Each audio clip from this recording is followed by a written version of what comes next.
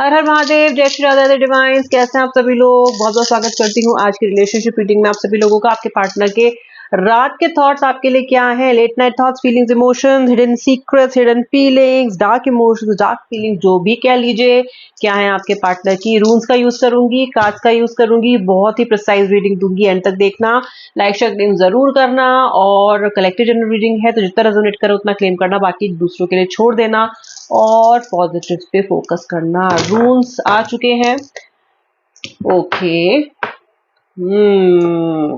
All राइटो, चलिए देखते हैं कि कार्ड्स क्या कह रहे हैं आपके।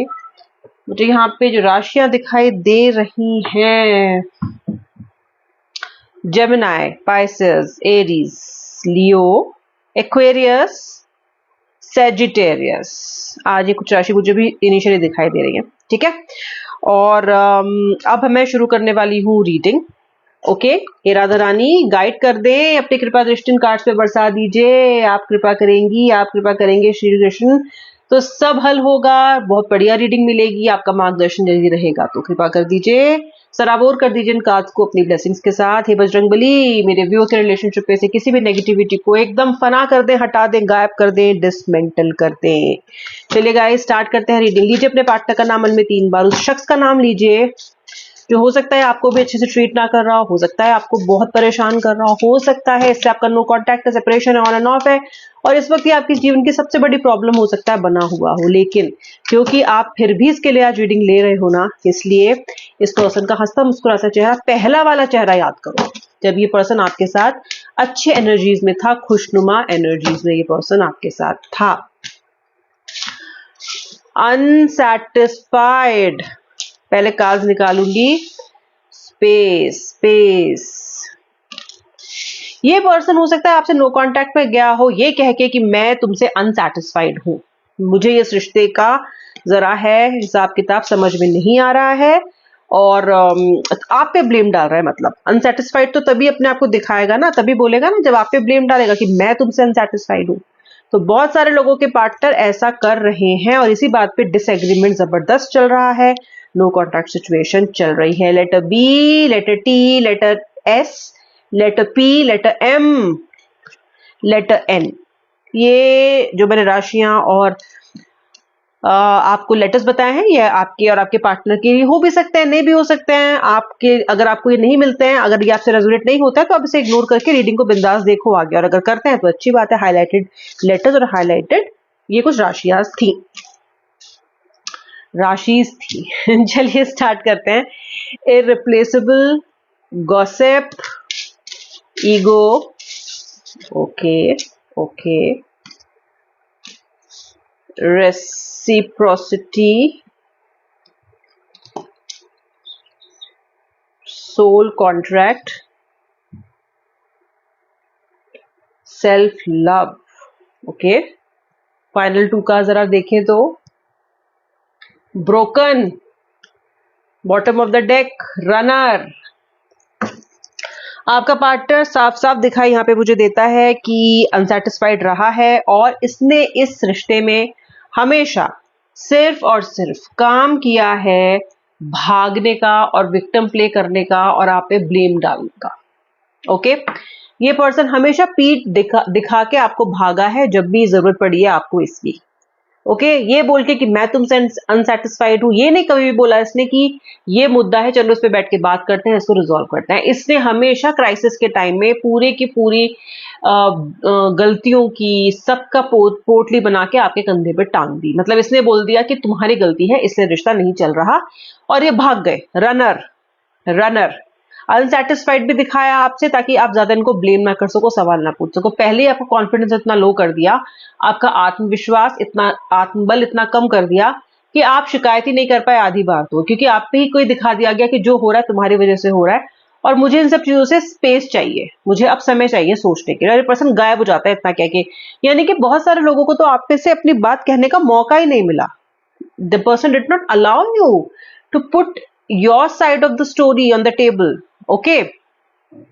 इस रिश्ते में जितना आप नेग्लेक्टेड रहे हो कोई नहीं रहा। I fail to give you what you need. इस पर्सन ने आपको बहुत निगलेक्टेड रखा है और ये पर्सन इस वक्त आपको लेके ये चीज सोच रहा है कि कहीं ना कहीं इसे कोई निगलेक्ट कर रहा है इस टाइम पे, आपके पार्टनर को इस वक्त कोई निगलेक्ट कर रहा है। I fail to give you what you need.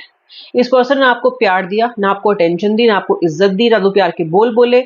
In fact जब आपने कन्फ्रंट किया तो गालियां ही दी इसने आपको। कहीं ना कहीं अब्यूजिव रहा है, कहीं ना कहीं बहुत ज्यादा हार्श और रूड रहा है आपके साथ। हो सकता है इनिशियली रिलेशनशिप में, इनिशियली फेज में अच्छा रहा हो, लेकिन मैं आपको फिलहाल नो कांटेक्ट की एनर्जी है, जिस वजह से नो कांटेक्ट हुआ है उसका एनर्जीज बता रही हूँ। मतलब इक्वल गिव एंड टेक इस रिश्ते में नहीं रहा है। ओके, कहीं ना कहीं आपने जब जब इस पर्सन को इसकी शैडो साइड यानी कि इसकी गलतियां दिखाने की कोशिश की, एक तो होता है कि आप रिश्ते में इसको झेले जा रहे हो, कंप्लेन नहीं कर रहे हो, तब तक सब कुछ ठीक चलता रहा होगा।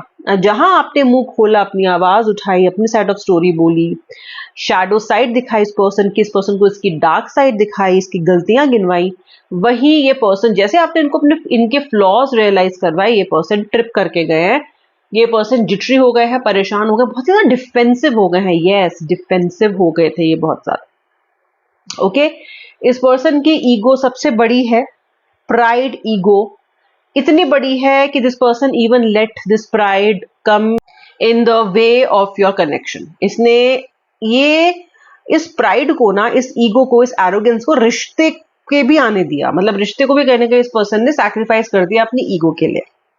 डिसएग्रीमेंट्स बड़े रहे इस पर्सन। और कमाल की बात यह है, आप इतना सहन भी करते रहे हो, सब कुछ सहते रहे हो, सब कुछ अपने पे ब्लेम लेते भी रहे हो, लेकिन एक्चुअल जो मिस्टेक्स थी वो काफी हद तक इस रिश्ते में आपके पार्टनर की रही है।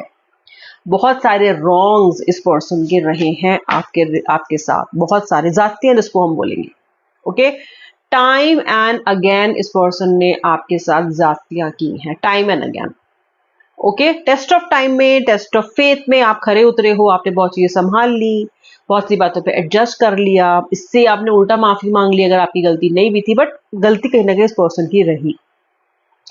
और ये बोल के भाग गया, दूर हो गया कि I need some space, I need some break from all this drama and nonsense. ये कह के पर्सन कहीं ना कहीं चला गया। अब ये पर्सन के साथ हो क्या रहा है, इसने आपको ईगो दिखा ली, इसने आपको एरोगेंस दिखा लिया, ये स्पेस का हवाला देके भाग गया, अनसेटिस्फाइड दिखाया इसने, रनर रहा है इस रिश्ते में। अब ये क्या सोच रहा है इस वक्त, इसकी भावना आपके लिए क्या है? आपको इतना नेग्लेक्ट करने के बाद, आपके साथ डिसएग्रीमेंट की एनर्जी में आने के बाद ये क्या सोच रहा है? देखो, सबसे पहली बात तो ये है कि ये पर्सन इस वक्त बहुत ज्यादा ब्रोकन है, इसमें कोई दो राय नहीं है। Yes, this person is broken and shattered, क्योंकि ये जो सिचुएशन आप लोगों के बीच में अभी आई है, ये बहुत ज्यादा तनाव भरी हो गई है फॉर सम रीजन। ओके, तनाव इस पर्सन को पसंद है नहीं। किसी भी तरह की जब टेस्टिंग शुरू होती है या लाइफ का जब चक्का ऐसे घूमता है कि ये पर्सन क्राइसिस में आ जाए, प्रॉब्लम में आ जाए, नेगेटिव एनर्जीज में आ जाए, तो इनसे हैंडल नहीं होता। तो अभी ये बहुत ज्यादा शैटर्ड एंड ब्रोकन महसूस कर रहे हैं, बहुत ज्यादा, very shattered, very low profile रह रहे हैं, ज्यादा दिख नहीं रहे हैं, बहुत परेशान हैं। अगर कहीं जा भी रहे हैं तो बहुत अच्छी एनर्जीज में नहीं जा रहे हैं, very broken, very sad, depressive state में दिखाई दे रहे हैं। ओके, इस पर्सन ने हमेशा ये सोचा है, हो सकता है आप में से बहुत सारे लोग हैं थर्ड पार्टी सिचुएशन में और बहुत सारे लोग हैं एक्स्ट्रा मैरिटल अफेयर्स में। ओके, कि आपका पार्टनर मैरिड है या आपका पार्टनर ऑलरेडी मैरिड था, आपको पता भी थी ये चीज। तो ये पर्सन ने पहले तो आपको रिश्ते में इसने इन्वॉल्व किया, लेकिन अब ये गॉसिप से डरता है। अब ये डरता है रिस्पॉन्सिबिलिटी लेने में। I am afraid of what other people will think, यानी कि अब ये समाज से डरता है, लोग इसके बारे में क्या सोचेंगे, इससे डरता है।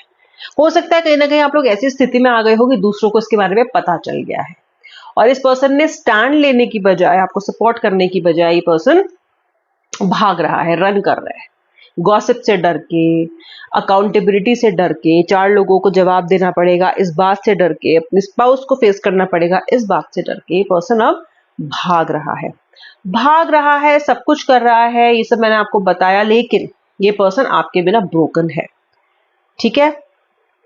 और इस पर्सन ने अभी भी नो कांटेक्ट के बाद भी आपके साथ वापस आने की, आपको वापस पाने की होप नहीं छोड़ी है। यानी कि ये पर्सन ने अभी अपनी लाइफ की आपके बिना रीस्टार्ट नहीं किया है अपनी लाइफ को। I haven't given up on us yet, इसने अभी तक आप दोनों के रिश्ते पे, आप दोनों के कनेक्शन पे गिव अप नहीं किया है। ओके, ये करंट एनर्जीज है, गिव अप नहीं किया है।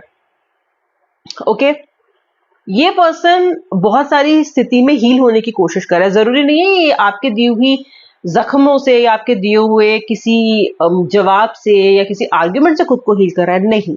हो सकता है ये पर्सन एक्चुअली उन इश्यूज को रिजॉल्व कर रहा हो जिसकी वजह से जो चीजें इसको ऐसा बनाती हैं। हो सकता है कोई चाइल्डहुड का ट्रॉमा हो सकता है कोई पास्ट रिलेशनशिप का इमोशनल बैगेज कैरी कर रहे हो। तो कहीं ना कहीं ये पर्सन समझ रहा है कि मेरा ये रिश्ता, आपके साथ इनका रिश्ता इसलिए वर्कआउट नहीं कर पा रहा है, इसलिए वर्कआउट नहीं हो रहा है क्योंकि ये बहुत सारे इमोशनल बैगेजेस को लेके और नेगेटिविटी को लेके चल रहे हैं। तो वो कहीं ना कहीं आपको और इनके रिश्ते को खराब कर रहा है, बर्बाद कर रहा है। तो अब ये पर्सन सेल्फ लव में इंडल्ज कर रहे हैं, हील करने की कोशिश कर रहे हैं खुद को। Before this person gives you a commitment, okay, before this person gives you a commitment, और कमिटमेंट ये आपको क्यों देंगे? क्योंकि एक तो ये समझते हैं कि आपका इनके साथ सोल कॉन्ट्रैक्ट है। The lessons I learn from you will never be forgotten. Soul contract है, सोल कनेक्शन है, पास्ट लाइफ कनेक्शन है। इनको ऐसा भी लगता है कि आप इररिप्लेसेबल हो, आपको रिप्लेस नहीं किया जा सकता इनकी लाइफ में। आप हो इररिप्लेसेबल, आपके बिना चीजें हैं ही नहीं ठीक इनके लिए। The way you love me can never be matched. इसका मतलब कि धोखा खाया है इन्होंने रियलाइज किया है कि आपसे ज्यादा और आपसे बेहतर तरीके से इनसे कोई प्यार नहीं करता, इसीलिए आपको अपना सोलमेट भी ये समझ रहे हैं। और इसीलिए ये पर्सन वापस से कमिटमेंट देना और लेना चाहता है आपसे, वापस से। इतना सब कुछ होते हुए, इतनी सब एनर्जीज के बाद, जहाँ पे पर्सन बहुत ज्यादा हताश हो गया था, इसने बिल्कुल गिव अप करने के बारे में सोच रहा था कि अब तो मुझे गिव अप करना ही करना है, अब तो मैं नहीं बढ़ूंगा आगे, गिव अप करूंगा ही करूंगा और मूव ऑन करूंगा। ये उस हद तक आने के बाद भी ये पर्सन वापस यू टर्न ले रहा है। ओके, और आपके बारे में इस तरह की एनर्जी से पर्सन सराबोर है इस टाइम। रात मुश्किल कटेगी इनकी, क्योंकि इतनी सब मिक्स्ड एनर्जी से नींद आना तो बहुत दूर की बात है। कहीं ना कहीं बहुत परेशानी इनको रहेगी पूरी रात निकालने में, क्योंकि जो रात का समय होता है वो चिंतन का समय होता है। उस समय सब कुछ शांत होता है आपके आसपास, और आपको सारी चीजें वापस आपके दिमाग में as a tape recorder play करती रहती हैं जो आपने किया है एंड जिसकी वजह से चीजें खराब हुई हैं।